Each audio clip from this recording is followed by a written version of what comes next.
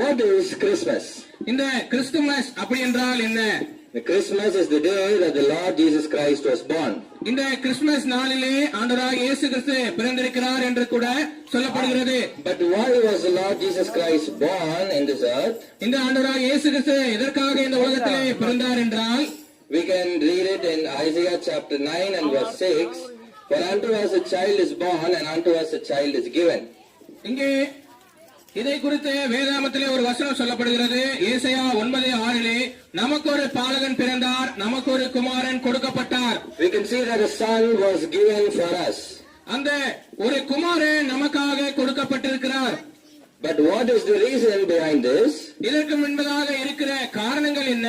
We can also see that he has many different names like the mighty God. இந்த ஆண்டவரை குறித்ததான மகத்துவமான அநேக பெயர்களும் நாமங்களும் இவருக்கு கொடுக்கப்பட்டிருக்கிறது. But if God is so mighty,